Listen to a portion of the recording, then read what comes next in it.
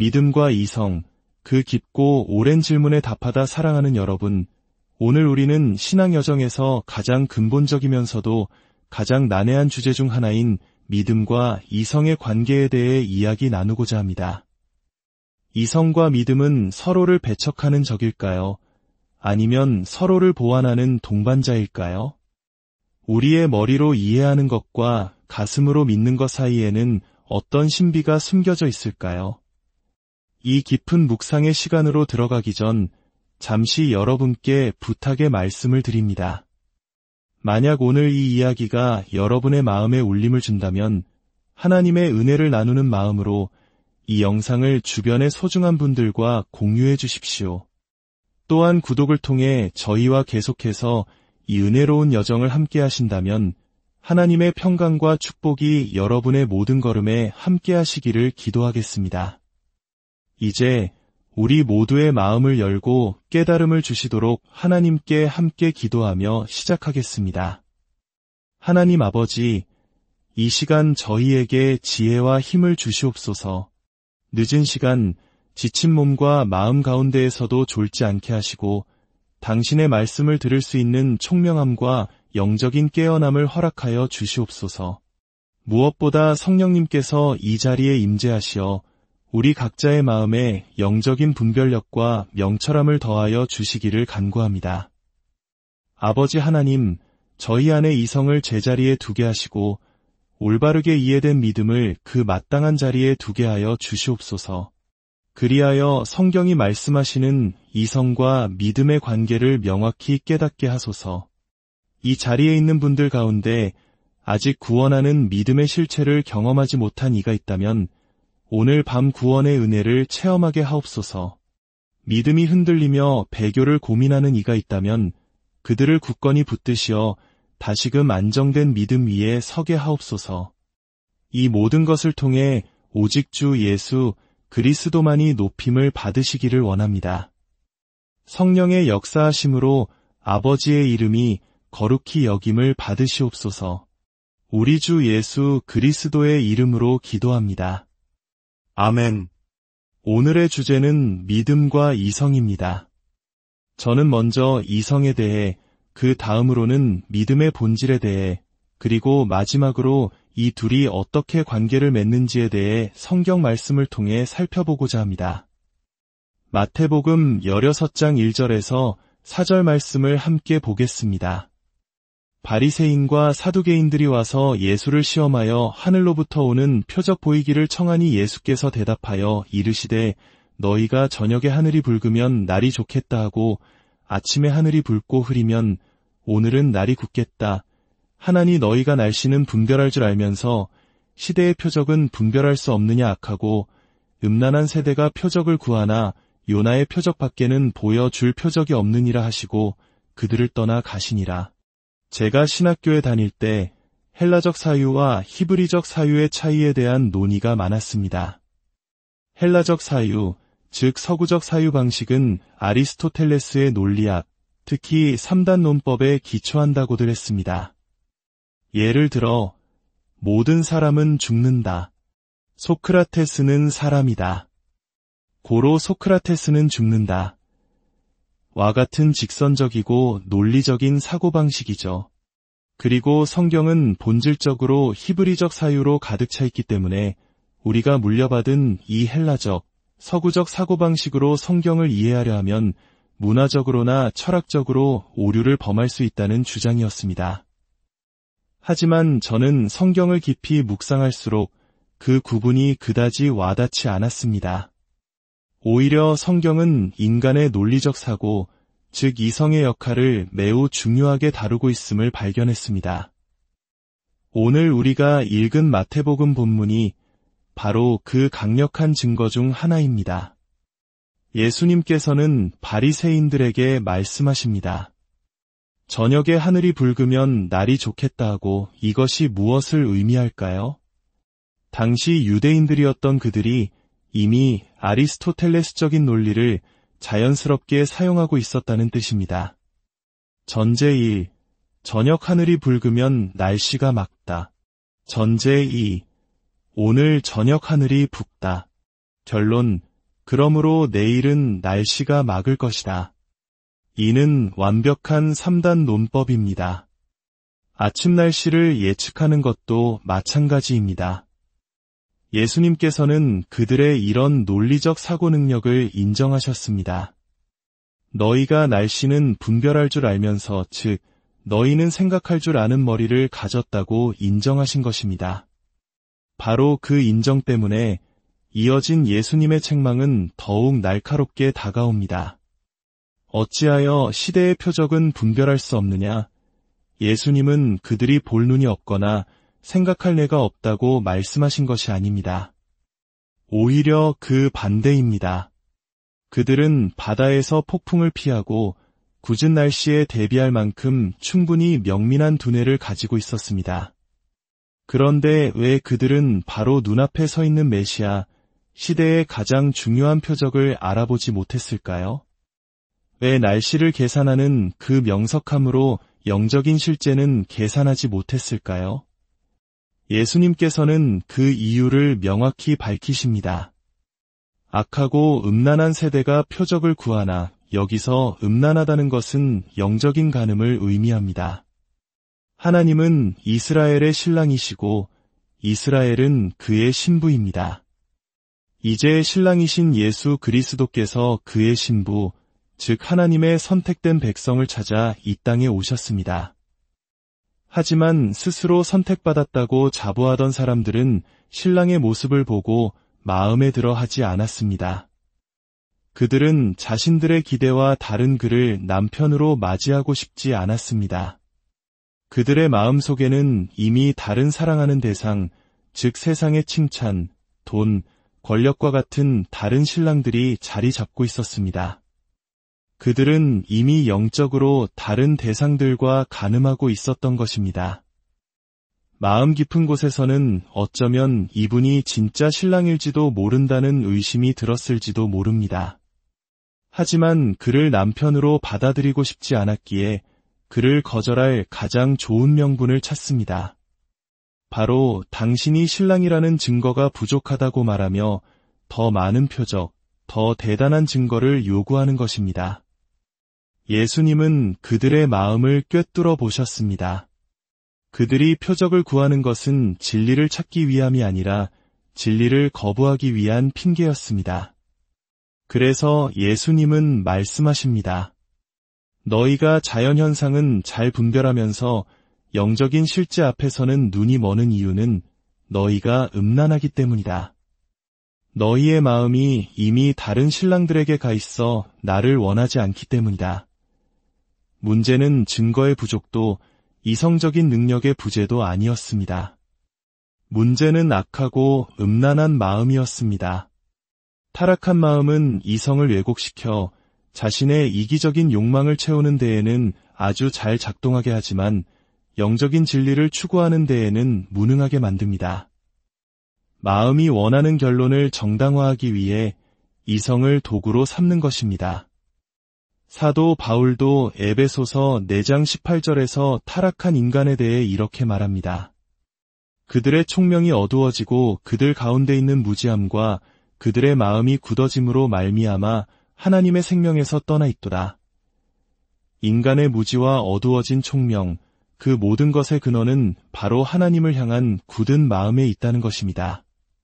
하지만 놀랍게도 신약 성경은 곳곳에서 우리에게 마음과 이성을 사용하라고 끊임없이 촉구합니다.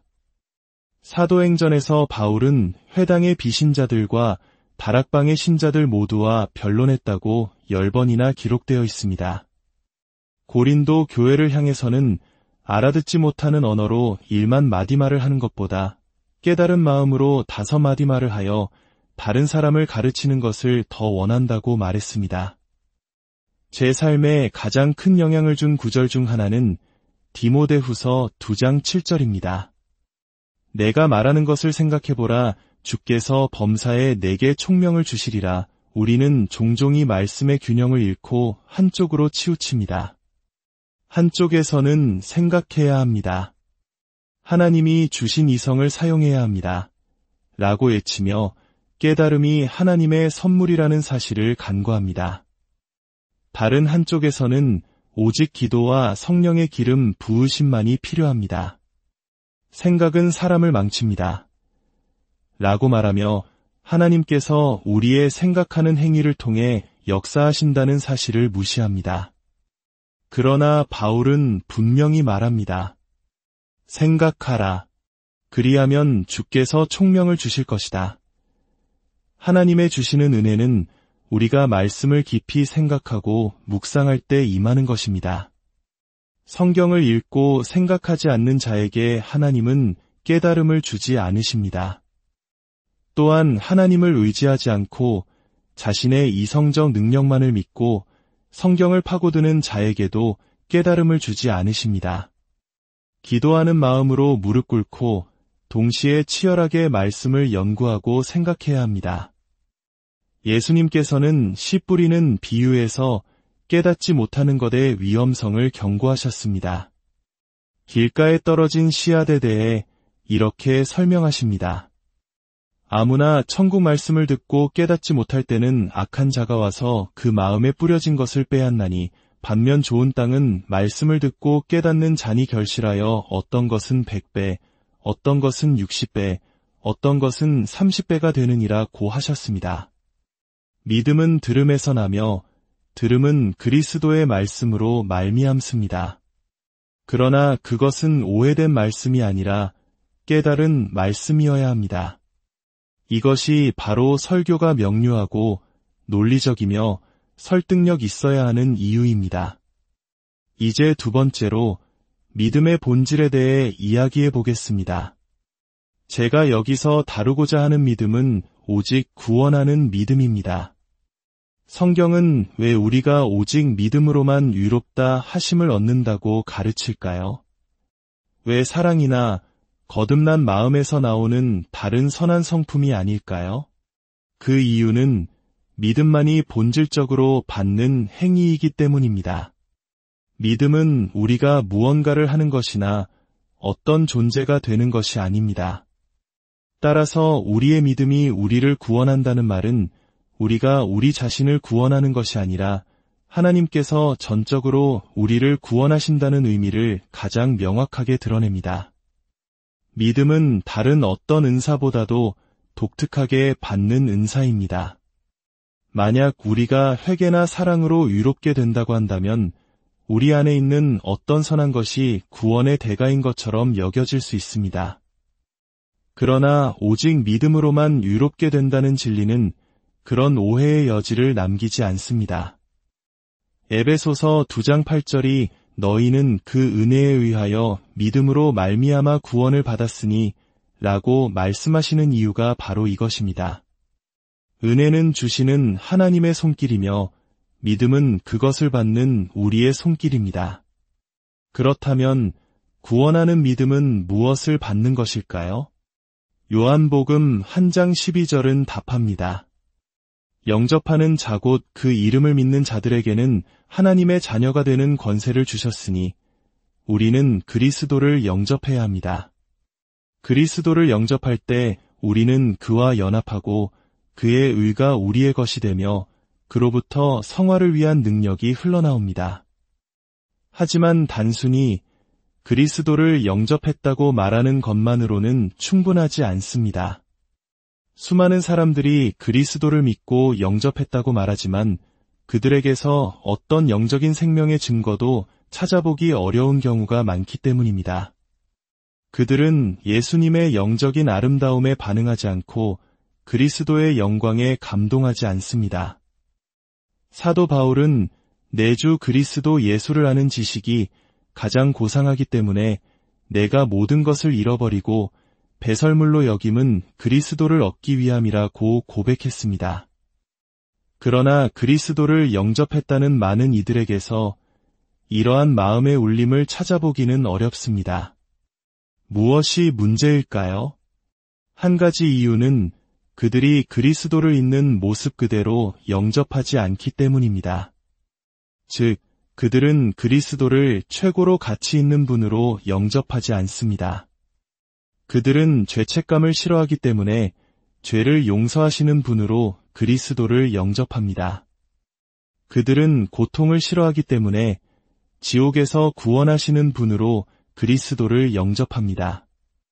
그들은 질병을 싫어하기 때문에 치료하시는 분으로 그리스도를 영접합니다. 그들은 부유해지고 싶기 때문에 번영을 주시는 분으로 그리스도를 영접합니다. 그러나 그들은 그리스도 그 자체를 우주 만물보다 더 영광스럽고 아름답고 경이로우며 만족을 주시는 분으로, 즉 자신의 최고의 보물로 영접하지는 않습니다. 이것은 마치 불타는 지옥을 피하기 위해 어쩔 수 없이 의자에 앉는 것과 같습니다. 그 의자가 낡고 볼품없고 오래 앉고 싶지 않은 곳이라도 말입니다. 하지만 진정한 믿음은 그 의자가 얼마나 아름답고 편안하며 영원히 머물고 싶은 곳인지를 발견하고 사랑하며 그 위에 앉는 것입니다. 세상의 모든 자연인은 죄책감 없이 사는 것, 고통 없이 사는 것, 부유하게 사는 것을 사랑합니다. 이런 것들을 얻기 위해 그리스도를 이용하는 데에는 거듭남이 필요하지 않습니다. 그러나 천국에 들어가기 위해서는 반드시 거듭나야 한다고 예수님은 말씀하셨습니다. 예수님을 나의 최고의 보물로 영접하는 믿음, 그것이야말로 거듭난 자만이 가질 수 있는 믿음입니다.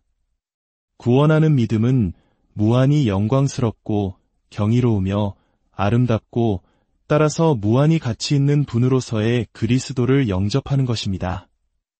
그래서 거듭난 믿음의 생명은 그리스도를 얻기 위해 다른 모든 것을 배설물로 여긴다고 고백하게 되는 것입니다. 이제 마지막으로 이성과 믿음의 관계에 대해 살펴보겠습니다. 우리가 지금까지 살펴본 구원하는 믿음의 본질은 그 믿음을 불러일으키는 근거가 무엇이어야 하는지를 결정합니다. 구원하는 믿음은 단순히 사실들을 받아들이는 것이 아닙니다. 그것은 그리스도를 무한히 영광스럽고 최고로 가치 있는 분으로 영접하는 것입니다. 그렇다면 이러한 영접의 합리적이고 충분한 근거는 무엇일까요? 그 답은 바로 복음 안에서 그리스도의 영광을 보는 것입니다. 복음 안에 나타난 그리스도의 영광을 영적으로 보고 깨닫는 것입니다. 인간의 이성만으로는 그 영광을 볼 수 없습니다. 비록 이성이 복음을 제시하고 변호하고 설명하고 선포하는 데 사용되어야 하지만 말입니다. 복음 안에 담긴 그리스도의 영광을 보는 것은 이성의 능력 밖의 일입니다. 이것이 바로 변증과 전도에서 이성이 필수적이면서도 결정적인 역할은 하지 못하는 이유입니다. 이 문제에 대해 가장 명확한 빛을 던져주는 성경 구절은 고린도후서 4장 4절에서 6절입니다. 그 중에 이 세상의 신이 믿지 아니하는 자들의 마음을 혼미하게 하여 그리스도의 영광의 복음의 광채가 비치지 못하게 함이니 그리스도는 하나님의 형상이니라. 어두운 데에 빛이 비치라 말씀하셨던 그 하나님께서 예수 그리스도의 얼굴에 있는 하나님의 영광을 아는 빛을 우리 마음에 비추셨느니라. 이 말씀을 통해 우리는 몇 가지 중요한 사실을 발견할 수 있습니다. 첫째, 복음은 그리스도의 영광의 복음입니다. 불신자에서 신자로 변화되기 위해 반드시 보아야 하는 것은 바로 복음 안에 있는 그리스도의 영광, 그분의 탁월함, 아름다움, 경이로움입니다. 둘째, 이 신적인 영광은 주관적인 감정이 아니라 복음 안에 객관적으로 실제하는 것입니다. 성령님의 역할은 새로운 메시지를 속삭여주시는 것이 아니라 우리의 눈을 가리고 있는 장막을 걷어내어 이미 그곳에 있는 영광을 보게 하시는 것입니다. 셋째, 이 영광을 보는 것은 신비한 환상이나 꿈을 통해 일어나지 않습니다. 그것은 십자가에 못 박히시고 부활하신 주 예수 그리스도에 대한 선포를 통해 일어납니다. 바울이 입을 열어 복음을 전할 때 주께서 루디아의 마음을 열어 그 말씀을 따르게 하신 것처럼 말입니다.